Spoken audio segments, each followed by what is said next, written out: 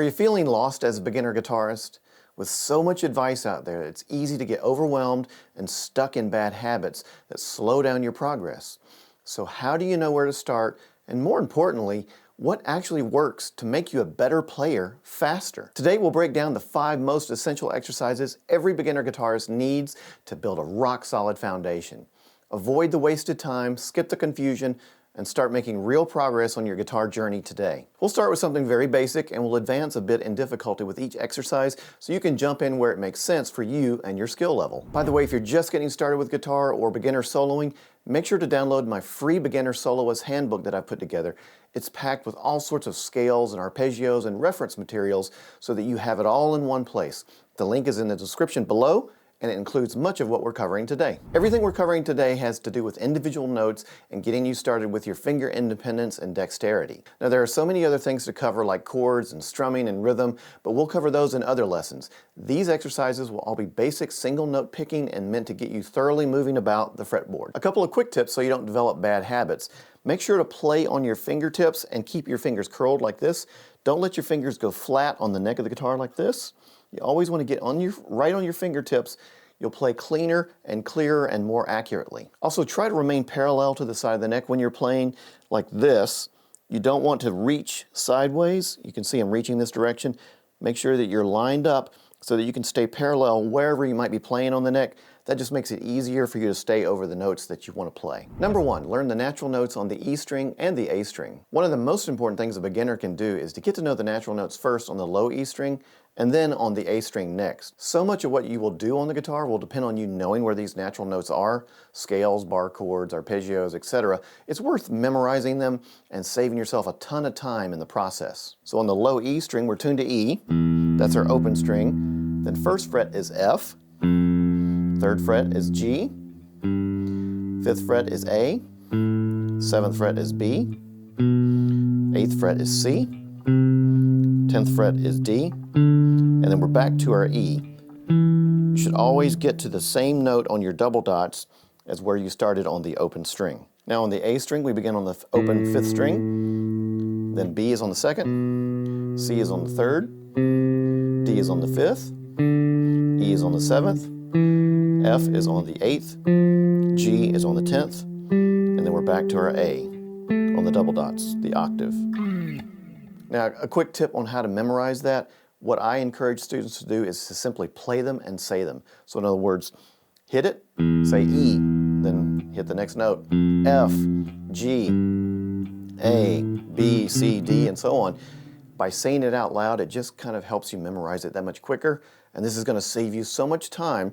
So at least get the 6th string memorized first, and then you can move on to the A string later. The 6th string is going to be the most important for what we do today though. Number 2, the chromatic scale. Now a chromatic scale includes all 12 pitches within an octave.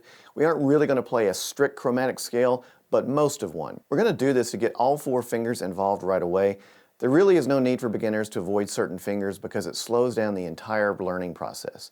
The sooner you use all your fingers, the easier everything will get for you. Let me demonstrate. I'm going to use my 1st finger on the 1st fret of the 6th string, 2nd finger on the 2nd fret of the 6th string, 3rd finger on the 3rd fret, and 4th finger on the 4th fret. So play those 4 notes. Then you move to the 5th string and you do the exact same thing. 1, 2, 3, 4, getting all 4 fingers involved. 4th string.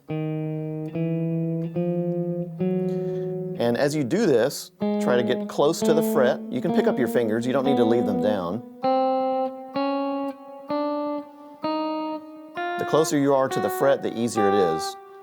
When you get to the top, you need to reverse it and play 4, 3, 2, 1.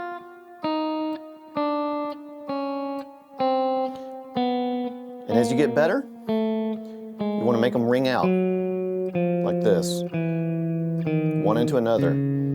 That won't happen at first, but as you get better at it, it sounds much, much better. Now you can practice the chromatic scale anywhere. You could move it up to the 5th fret here. Do the same thing. And that's actually a good practice because the frets are much closer. You could go up to the 12th. because you're going to get different string tensions the shorter the string is when you're playing up higher. So it's good to move it all around. Number 3, the diagonal minor pentatonic. The minor pentatonic scale tends to be the first scale guitarists learn because it's simple and it's used more than any scale for riffs and solos and melodies. Lots of teachers will get you started on the 6-string minor pentatonic, but I'm going to recommend the much easier to memorize diagonal minor pentatonic. With this one, you can simply play the 5 notes in the minor pentatonic on 2 strings.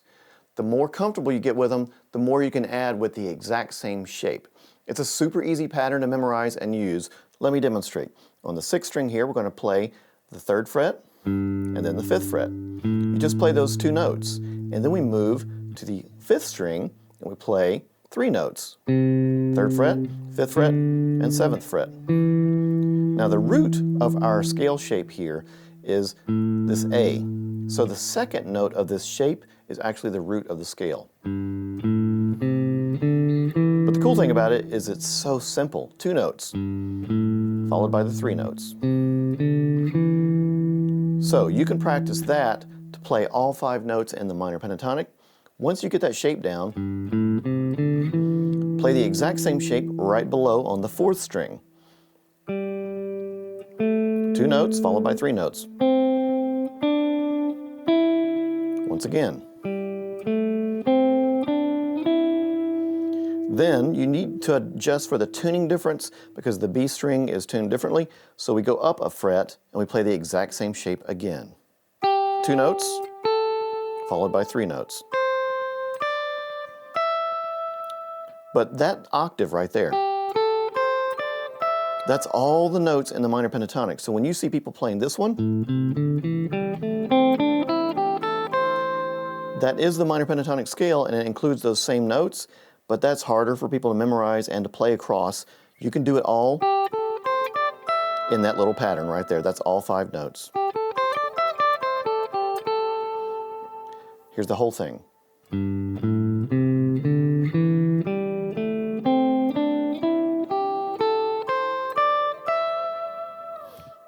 But keep it simple and just play 1 octave thereof. Number 4, major scales with open strings. Another important part of getting to know your guitar is the major scale. In this case, we're going to look at the 2 most popular keys on guitar, C and G. Now, many of my students learn these notes by sight reading, and it proves very helpful with all kinds of songs they play later that include riffs or moving bass lines, etc. But you don't have to sight read to learn these scales. Let's look at the key of C first. So in the key of C, we have E, F, G, A on the 5th string, B, C, then we have D, E, F, G, A, B, C, D, E, F, G. So the root of that scale is C, and here's another C. But those are all the natural notes in the key of C.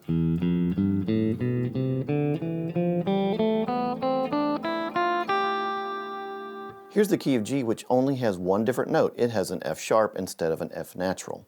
E, F sharp, G, A, B, C, D, E, F sharp, G, A, B, C, D, E, F sharp, G.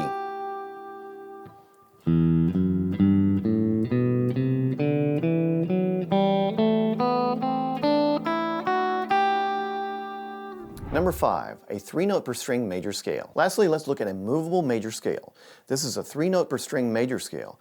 And the first note is the root, and that's where it gets its name. This is where it's important to know your notes on the E string, as we mentioned before.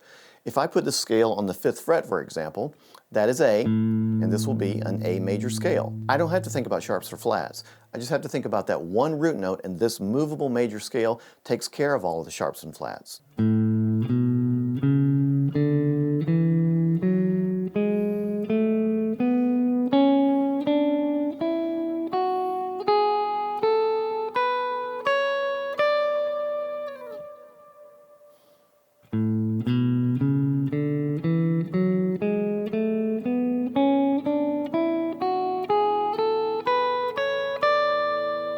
If I decide to move that to a new key, like the key of G, Then I simply put it on the G and play the exact same shape, and we're playing in the key of G.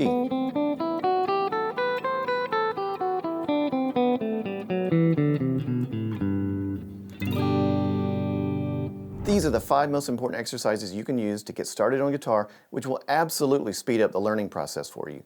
Doing it properly always saves you time in the end. Now, if you're looking to get started soloing on the guitar, you don't need to be an expert to do that. Beginners can solo too if you know how to keep it simple to end up sounding good. I recently made a video lesson about beginner soloing right here, and you can check that out next.